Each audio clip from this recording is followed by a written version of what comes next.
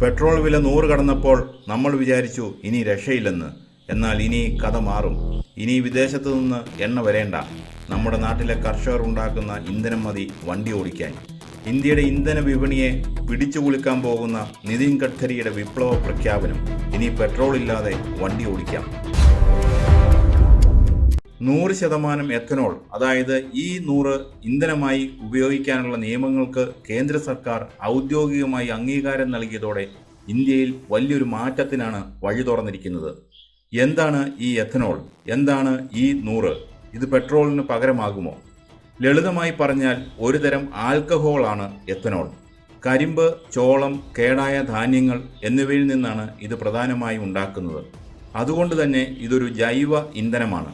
ഇപ്പോൾ നമ്മൾ പമ്പുകളിൽ നിന്ന് അടിക്കുന്ന പെട്രോളിൽ ചെറിയ അളവിൽ എഥനോൾ ചേർക്കുന്നുണ്ട്. നിലവിൽ അത് 15 മുതൽ 20% വരെയാണ്. ഇതിനെയാണ് E20 എന്ന് വിളിക്കുന്നത്. അതായത് 80% പെട്രോളും 20% എഥനോളും. E85 ഔട്ട്ലെറ്റ് ഡൽഹിയിൽ തുറന്നു കഴിഞ്ഞു.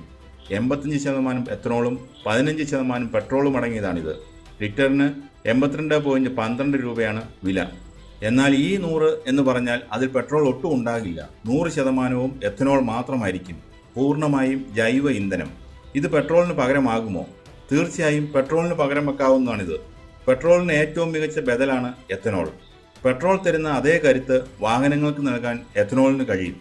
മാത്രമല്ല പെട്രോളിനേക്കാൾ വിലയും കുറവായിരിക്കും. ഇവിടെയാണ് നമ്മൾ ഫ്ലെക്സ് ഫ്യൂവൽ വാഹനങ്ങളെക്കുറിച്ച് അറിയേണ്ടത്. സാധാരണ എഞ്ചിനുകളിൽ 100% എഥനോൾ അടിക്കാൻ കഴിയില്ല. അതിന് പ്രത്യേക എഞ്ചിനുകൾ വേണം. ഒന്നിലധികം ഇന്ധനങ്ങൾ ഉപയോഗിച്ച് ഓടിക്കാൻ കഴിയുന്ന എഞ്ചിനുകളെയാണ് ഫ്ലെക്സ് ഫ്യൂവൽ എഞ്ചിനുകൾ എന്ന് വിളിക്കുന്നത്.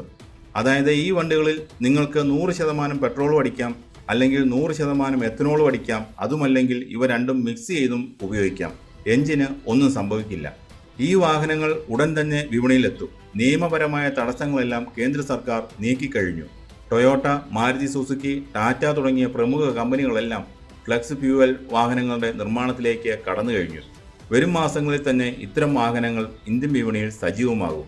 പല വിദേശ രാജ്യങ്ങളിലും ഈ 100 ഇന്ധനവും ഫ്ലെക്സ് ഫ്യൂവൽ വാഹനങ്ങളും പതിറ്റാണ്ടുകളായി വിജയകരമായി ഉപയോഗിച്ചു വരുന്നുണ്ട്. ഈ രംഗത്ത് ഇന്ത്യയേക്കാൾ ഏറെ മുന്നിലാണ് ചില രാജ്യങ്ങൾ. എഥനോൾ വിപ്ലവത്തിന്റെ ആഗോള മാതൃകയാണ് ബ്രസീൽ.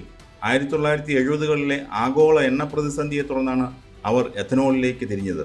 ബ്രസീലിലെ ഭൂരിഭാഗം പെട്രോൾ പമ്പുകളിലും 100% എഥനോൾ നേരിട്ട് ലഭ്യമാണ്. അവിടെ റോഡിലിറങ്ങുന്ന പുതിയ കാറുകളിൽ 80% മുതൽ 90% വരെ ഫ്ലെക്സ് ഫ്യൂവൽ വാഹനങ്ങളാണ്.